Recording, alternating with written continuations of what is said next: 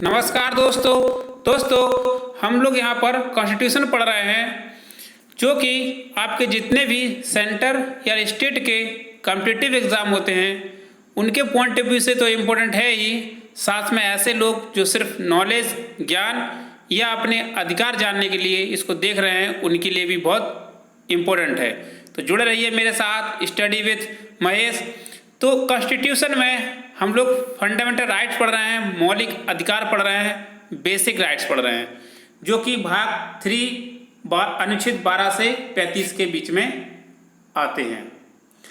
6 fundamental rights हैं total हमारे संविधान में, भी 7 थे, एक हटा दिया। ये हमने क्वेश्चन पूछा था और कई बार इसको मैं बता चुका हूँ। 4 पढ़ चुके हैं। जो 4th हम लोग पढ़े थे पिछले लेक्चर में वो right to freedom of religious था, धर्म की स्वतंत्रता का अधिकार। उसके बाद ये 5th हम लोग देखेंगे संस्कृति और शिक्षा संबंधी अधिकार, कल्चरल एंड एजुकेशनल राइट्स। तो इसमें 2 अनुच्छेद आते हैं, आर्टिकल 29, 29 और अनुच्छेद 30। तो अनुच्छेद 29 पहले इसमें देख लेते हैं। आर्टिकल 29 क्या बोलता है? ये बोलता है आपके अल्पसंख्यकों के हितों की रक्षा या संरक्षण, प्रोटेक्शन की बात करता है। इंटरेस्ट ऑफ मिनोरिटी, मिनोरिटी के इंटरेस्ट। मिनोरिटी क्या होती है पहले तो ये देख लेते हैं हम लोग। मिनोरिटी यहाँ पर जो बात की गई है वो 2 मिनोरिटी की बात की गई है, एक भाषा के आधार पे और एक धार्मिक के आधार पे। तो रिलीजियस और लिंग्विस्टिक 2 मिनोरिटी की बात की गई है। और थोड़ा डिटेल में जानते हैं तो मिनोरिटी अलग अलग एरिया में अलग अलग प्रकार की टाइप से हो सकती है। कैसे जैसे बताऊँ मैं, पहले मैं भाषा के आधार पर बताता हूँ। तो लैंग्वेज मान लीजिए कोई एरिया है, यहाँ पर ये मान लीजिए तमिल लैंग्वेज बोली जाती है, यहाँ पर मान लीजिए हिंदी लैंग्वेज बोली जाती है। तो ये इतने एरिया में तमिल है तो ये तमिल छोटा हो गया इसलिए मिनॉरिटी हो गया, इसलिए अल्पसंख्यक हो गया। और हिंदू ये एरिया ज़्यादा बोला जा रहा है तो ये ज़्यादा हो गया इसलिए मेजॉरिटी हो गया, ये बहुसंख्यक हो गया। वहीं अगर हम उल्टा कर दें, जैसे हम लोग अच्छा रिलीजियस पे देख लेते हैं, एक धर्म के आधार पे। मान लीजिए कोई एरिया है, यहाँ पर ये मान लीजिए कोई रह रहा है, सिख रह रहे हैं या क्रिश्चियन रह रहा है जो आपको मानना, यहाँ हिंदू रह रहे हैं।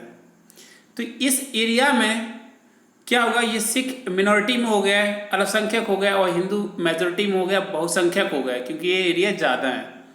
वहीं अगर ये उल्टा हो जाए, यही एरिया में कहीं दूसरी जगह ये हिंदू हैं कम रह रहे हैं और सिख हैं वो ज़्यादा हैं, तो ये जो सिख हैं या क्रिश्चियन मुस्लिम जो भी हो, ये यहाँ पर मेजॉरिटी हो गए दूसरे एरिया में और ये मिनॉरिटी हो गए, ये बहुसंख्यक ये अल्पसंख्यक।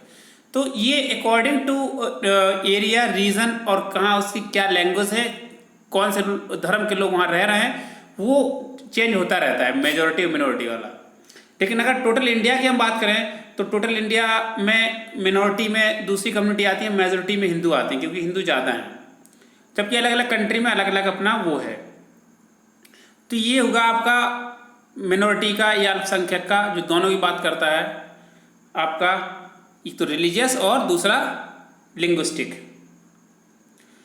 तो इसमें ये जो पहला बोलता है अनुच्छेद 29 में कि भारत के भूभाग में, इंडिया में जितने भी पर्सन रह रहे हैं, जितने भी नागरिक रह रहे हैं, उनका कोई भी एक ग्रुप हो, कोई भी समूह हो, कोई भी अनुभाग हो, उसकी अपनी जो भी भाषा हो, लिपि हो, संस्कृति हो, बोली हो, वो अपने उस कल्चर को, इस स्क्रिप्ट को, लैंग्वेज को प्रोटेक्ट कर सकता है, कंजर्व रख सकता है और सुरक्षित रख सकता है।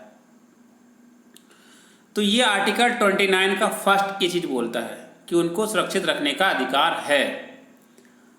वहीं 29 का 2 ये बोलता है कि इंडिया में, पूरे भारत की बात करते हैं तो इसमें जितने भी आपके जो शैक्षणिक संस्थान हैं, एजुकेशनल इंस्टीट्यूशन हैं, जो गवर्नमेंट के संस्थान हैं खासकर, या गवर्नमेंट से सहायता प्राप्त संस्थान हैं, दोनों की बात हो रही है, या तो गवर्नमेंट का हो या गवर्नमेंट से सहायता प्राप्त हो, ऐसे शिक्षण संस्थान में किसी नागरिक को उसके एडमिशन से, उसके प्रवेश से नहीं रोका जा सकता है, सिर्फ इसलिए कि किसी वो धर्म से है, किसी जाति से, किसी भाषा से है। तो इसमें आप भेदभाव नहीं कर सकते हो, उसके धर्म, जाति, भाषा, के आधार पर, रिलीजियस, रेस, कास्ट, लैंग्वेज, इस पे भेदभाव नहीं होगा। वहीं 29 में थोड़ा सा क्लैरिफाई किया गया है सुप्रीम कोर्ट के द्वारा हमारे, उसमें एक वर्ड आया था नागरिकों के अनुभाग, मतलब एक कोई ग्रुप, एक कोई सेक्शन जिसको कहें, या सेक्शन ऑफ अ सिटीजन या समवे। तो ये जो है ना, ये दोनों की बात करता है, मिनॉरिटी और मेजॉरिटी की। नागरिक का कोई भाग है तो मिनॉरिटी मेजॉरिटी दोनों आते हैं उसमें, अल्पसंख्यक बहुसंख्यक दोनों आते हैं।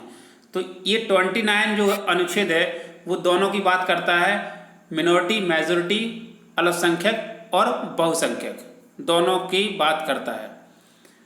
वहीं जो अनुच्छेद 30 है वो सिर्फ और सिर्फ मिनॉरिटी, अल्पसंख्यक की बात करता है। ये इंपॉर्टेंट है, ये नोट कर लेना आप कि सिर्फ जो 30 है अनुच्छेद वो सिर्फ अल्पसंख्यक की बात करता है।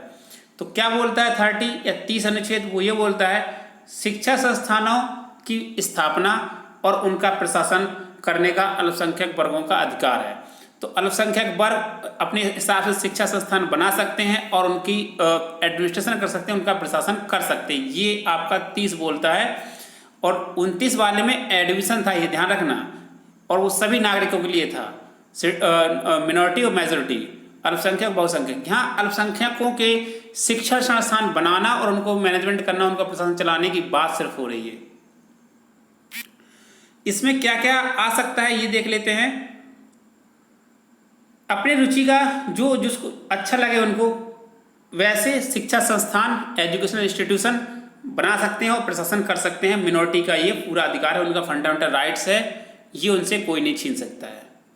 दूसरा, राज्य की जब उनको आर्थिक सहायता मिलेगी, ग्रांट मिलेगी, ग्रांट ऐड मिलेगी, जब स्टेट गवर्नमेंट कोई भी गवर्नमेंट देगी, राज्य से मतलब गवर्नमेंट से गवर्नमेंट उनको सहायता देगी, तो उन पर भेदभाव नहीं करेगी कि ये मिनॉरिटी के हैं, ये अल्पसंख्यक के हैं, इसलिए कोई भेदभाव हो जाए तो वहाँ भेदभाव नहीं होगा। ये मौलिक अधिकार का यहाँ पर हनन माना जाएगा।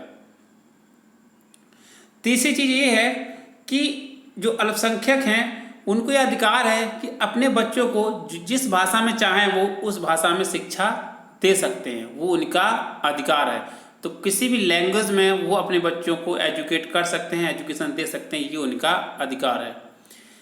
अब बात आती है, क्या अल्पसंख्यक शब्द को या फिर मिनॉरिटी को कहीं कॉन्स्टिट्यूशन में डिफाइन किया गया है, परिभाषित किया गया है? तो कहीं नहीं किया गया है, ये आप ध्यान रखना, कॉन्स्टिट्यूशन में, संविधान में। इसके बाद हम लोग देखते हैं कि जो मिनॉरिटी इंस्टीट्यूशन है, शिक्षा संस्थाएं हैं अल्पसंख्यक, वो 3 प्रकार की हो सकती हैं। ये इसमें नहीं लिखा मैंने, वो अलग से बता दे रहा हूँ।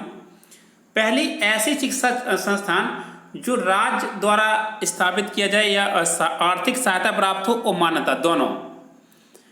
दूसरी, ऐसे शिक्षा संस्थान जो राज्य से मान्यता लेते हैं लेकिन आर्थिक सहायता नहीं लेते हैं। तो मान्यता लेते हैं लेकिन आर्थिक सहायता नहीं लेंगे।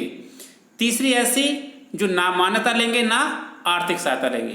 तो ये जो 2 हैं, जो ये क्या बोलते हैं कि राज्य या गवर्नमेंट के अकॉर्डिंग इनका करिकुलम रहेगा, एक्टिविटी क्या सिलेबस है, क्या बच्चों को पढ़ाना, क्या नहीं पढ़ाना, कैसे मैनेजमेंट करना, ये पूरा स्टेट बताएगा, इनको राज्य बताएगा, गवर्नमेंट बताएगी। और जो तीसरा है, जहाँ ना मान्यता लेगी ना आर्थिक सहायता लेगी राज्य से, वो अपने हिसाब से जो भी एजुकेशन इंस्टीट्यूशन है वो अपने हिसाब से रन करा सकते हैं, अपने हिसाब से उनका करिकुलम होगा, अपने हिसाब से उनका सिलेबस होगा, वो हिसाब से रन कर सकते हैं। तो ये होगा मिनॉरिटी का या कल्चर का, एजुकेशन का राइट्स। अगर ये लेक्चर पसंद आता है तो आप लाइक कर सकते हैं, और पसंद नहीं आता है तो लाइक मत करिए, और कमेंट बॉक्स में बता सकते हैं कि क्यों पसंद नहीं आया। अगर कोई इम्प्रूवमेंट है तो वो भी दे सकते हैं।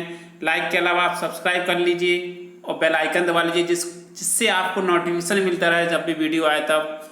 जय हिंद, जय भारत।